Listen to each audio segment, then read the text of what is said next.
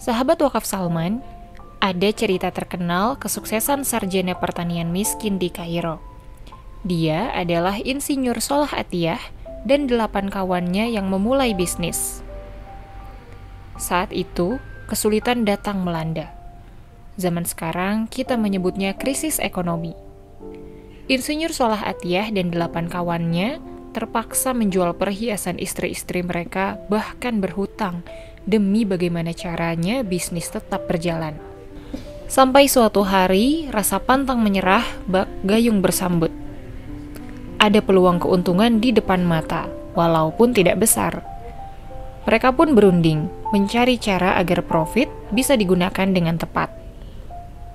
Akhirnya mereka membagi profit kepada 10 mitra. Namun, di antara ke-8 pemuda sukses ini, tidak ada yang bisa menjawab, siapakah mitra mereka yang ke-10?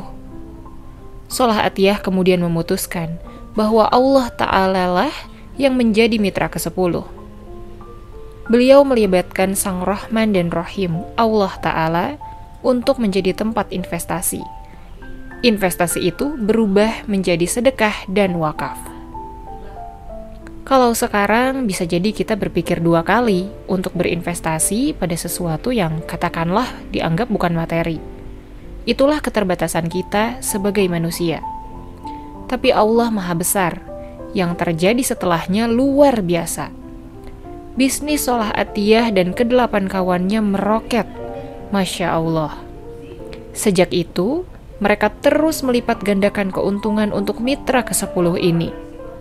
Awalnya 10%, 20%, hingga 50%. Keuntungan mereka terus berputar.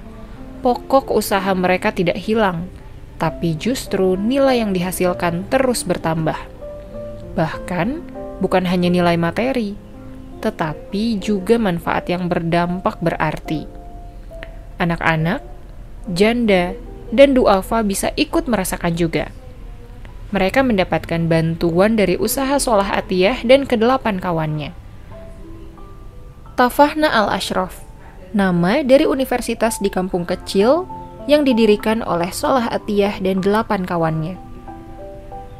Pemuda di kampung bisa berdaya dan mendapatkan pelatihan.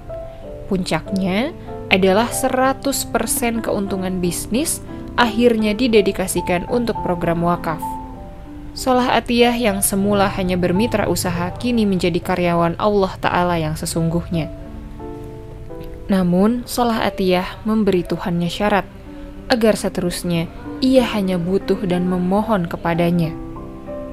Masya Allah, kini almarhum insinyur Salah Atiyah telah berpulang. Perjalanannya menuju peristirahatan terakhir diiringi langkah dan doa dari 500 juta orang. Atas kuasa Allah Ta'ala, kebaikannya disaksikan dunia. Tapi akankah menjadi peringatan dan jalan hikmah untuk kita? Insya Allah.